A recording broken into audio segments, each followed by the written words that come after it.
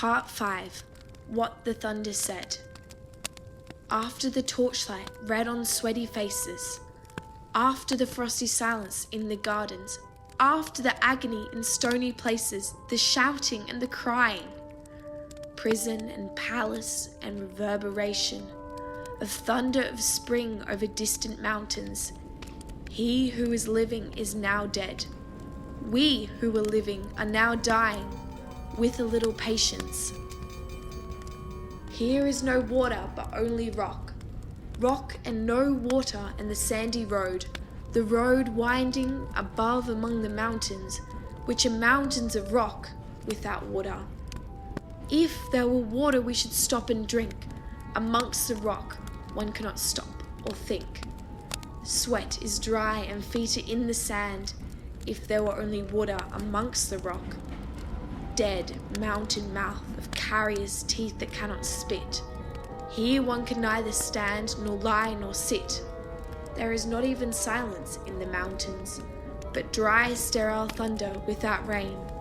There is not even solitude in the mountains, but red sullen faces sneer and snarl from doors of mud-cracked houses.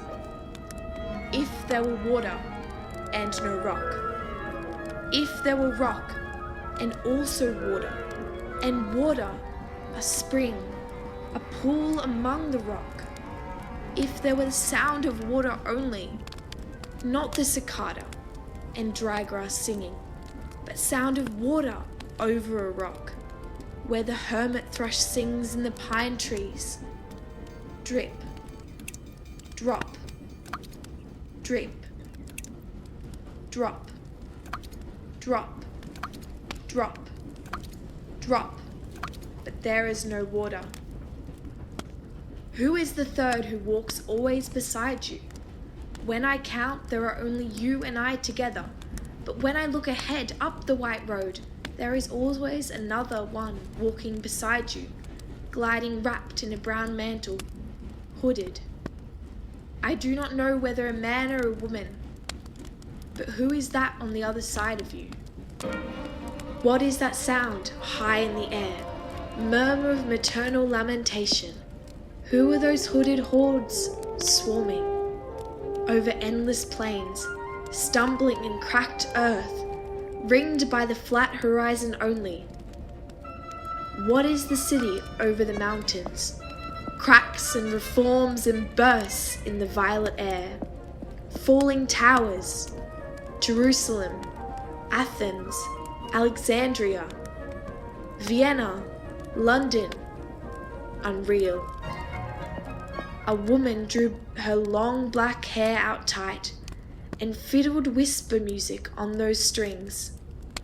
And bats with baby faces in the violet light whistled and beat their wings, and crawled head downward down a blackened wall, and upside down in the air were towers, tolling reminiscent bells that kept the hours, and voices singing out of empty cisterns and exhausted wells.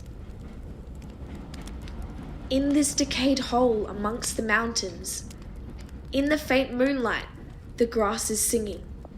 Over the tumbled graves, above the chapel, there is the empty chapel, only the wind's home. It has no windows, and the door swings. Dry bones can harm no one. Only a cock stands on the roof tree, cocorico, cocorico, in a flash of lightning, then a damp gust, bringing rain.